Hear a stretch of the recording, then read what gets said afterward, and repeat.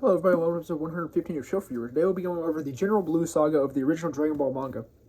Now, this, arc of the manga starts off at the end of the last one where we see as Goku is heading to West City so he can get his Dragon Radar repaired by Bulma. So we see as he ends up heading to West City and he has some trouble getting around, but ultimately he ends up getting paying a person off money he won from beating this dude at a martial arts duel, who he was broadcasting around. He's like, yeah, whoever can beat me can get this certain amount of zenny. I believe it was 100,000. And Goku easily beat him. So then he used that money to get some information about where Bulma could possibly be. So he went and found a police officer. Police officer took him to Bulma's house. And then that's where he met up with Bulma. And ultimately, we get to see Bulma's family and all that. We get to see, what's his name? Not Trunks, because that's her son. It's like Dr. Crap, what's his name? It's not Pants. Crap. Well, Bulma's father, who's the scientist who created the capsules, the Hoi Poi capsules. And, Briefs! Dr. Briefs, that's his name. Okay, Dr. Briefs. And we get to see her, like, cute little cat that's existed for, like, decades now. This cat is immortal. And, or his little cat. And you have to see Bulma's mom and all of that. And then ultimately she ends up repairing the Dragon Radar. And she's like, you know what, Goku, I want to head out with you to look for the Dragon Balls. Since she was didn't really feel like going to school at the time. So ultimately she ends up joining up with him. And they end up going to an island which is perceived to be the next area of the next Dragon Ball. And they're searching about, but during this time they end up getting chased down by a bunch of Red Ribbon Army people who have been... They're not necessarily tracking Goku at this moment. They're still tracking the other Dragon Ball. And we see... as they kind of follow him down, they kind of shoot him down, try and shoot him down and all that, but ultimately Goku ends up beating him. And then, after this, they end up realizing, the Dragon Ball is probably in the water. So, ultimately, Goku and Bulma realize that Kame's house, or Master Roshi's house, is close to this area. So, ultimately, they end up getting on Quinto. Well, he ends up getting on Quinto, and then Bulma is able to get on Quinto as well, because she created this shrinking device, which is vital to the plot. And so...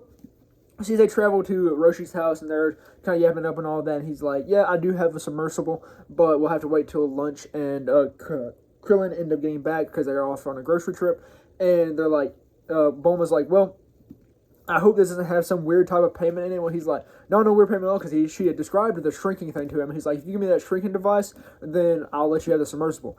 So, ultimately, she ends up giving him the shrinking device, and of course, Roshi uses it to perv. And he walks in on Bulma in the bathroom in his tiny form, and is luckily unable to see anything. But yeah, ultimately the gang gets back, and we then see as Krillin ends up joining along with Goku and Bulma to go look for the Dragon Ball underwater. And so they end up going underwater and all this. Now, during this time, we were introduced to a character by the name of General Blue. He is a tall, blonde-haired, blue-eyed, just military leader. And he's looking for the Dragon Ball in the area, but they have also... now realize that Goku is carrying the Dragon Balls with him, so he's also tracking down Goku as well, kind of killing two birds with one stone. But his predominant goal is to get the Dragon Balls at the moment. So we see as Goku, Bulma, and Krillin end up going down to this underwater area where they ultimately end up finding that, this area is too narrow for the time being, so we're going to go around and go through the larger opening. During this time, General Blue ends up coming up on them with some Red Ribbon Army goons, and tries to follow and pursue him, but ultimately he doesn't end up shooting down the submersible because he doesn't want the cave to fall, and he just wants them to lead him to the treasure so that he can go then acquire it. So they end up falling into it, and ultimately they land in this base, which is essentially like an old pirate cave, because there's a rumor of treasure being around here. And so we see as Goku, Bulma, and Krillin ultimately enter into this, and like the first thing out of face is like this spike shooting like mechanism, like an Indiana Jones movie or something like that. And ultimately, they end up getting past it with some trouble with getting Bulma across. But yeah, so then we see as the Red Ribbon Army comes in to try and clear it, and all of the goons get killed except for General Blue, who ends up getting to the other side by himself. And so then we see as they're kind of running, progressing along the way, and when ultimately they run into this like big bay area where they see a bunch of ships and all of that, and they learn that this was where like the pirate cove where the pirates were residing. And that was actually their base because they had snuck it in here through underwater transportation because at the time, Hoi Poi capsules didn't exist when they obviously established this base. But yeah, so during this time, we ultimately end up seeing as a security bot of some sort ends up coming and chasing the crew down. And ultimately, Goku ends up sending off Krillin and Bulma to continue looking for the treasure while he fights off this big beast. So Goku ultimately ends up fighting this beast and eventually destroying it, which leads to it exploding, which then leads to like a bunch of like the cave escaping and all that. And while Goku was fighting this, General Blue got around, and while he was waiting for him, it ultimately ended up following Krillin and Bulma as Goku fought the mechanism. So we see as he follows him through like this maze of things, Goku ultimately ends up getting kind of lost at one point because General Blue easily leads him in the wrong direction.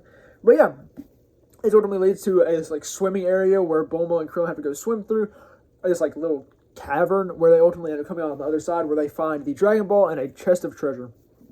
Now during this, Blue gets directly behind him and ultimately ends up coming out on the other side where he reveals that, yo, I'm here to steal the Dragon Ball, I'm going to kill you. And we see as Bulma tries to allure him in with her charms and fails to do so, and she's like, oh, well, you must be gay. And Krillin said, I didn't know there was gay bad people, or bad guys. W Krillin, man. I guess. Yeah. And we see this joke play out multiple times because, I mean, General Blue's shown to be a hygiene freak and all that, so I guess that leads to him being more gay. But, so we see this, and ultimately Krillin ends up fighting General Blue, but like it gets beat pretty bad. Then Goku ends up coming up behind him.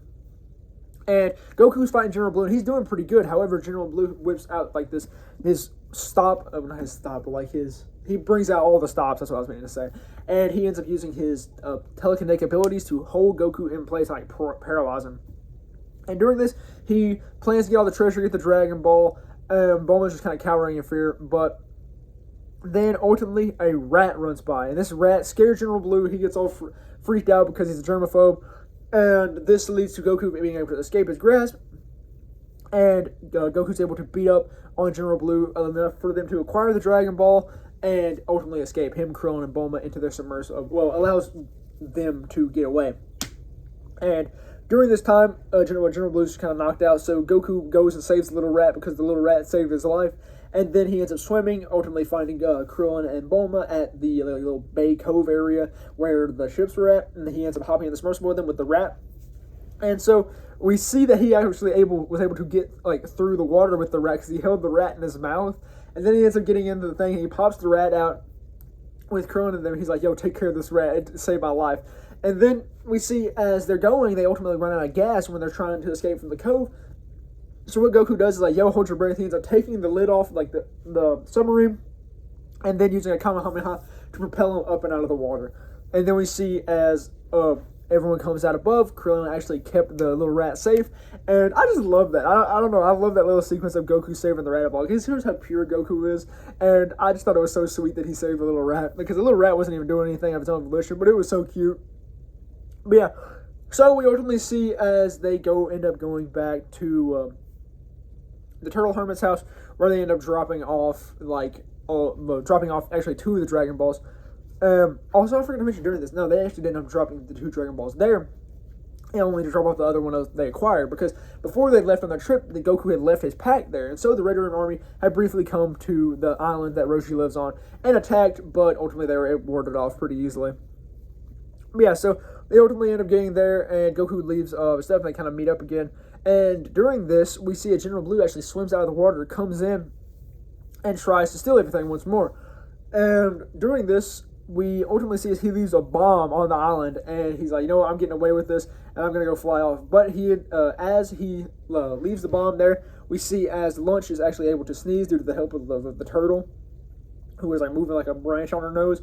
And then she sneezes and is able to help with the hostage situation, essentially, and allows Goku to be freed, so he ends up throwing the bomb, and all that happens. Because what General Blue had done to take this is he had used his telekinetic abilities to wrap them all in ropes, and this led to him being able to easily take all the stuff.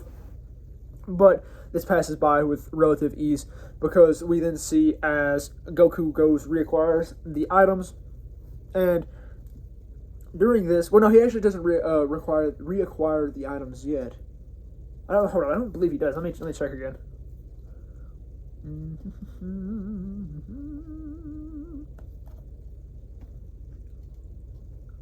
Crap.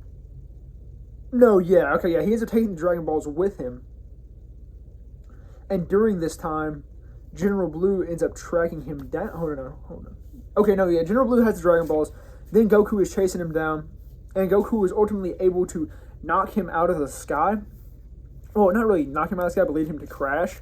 And this leads to him landing in Penguin Village, which is a reference to Dr. Slump, which was Akira Toriyama's like first big serialized manga.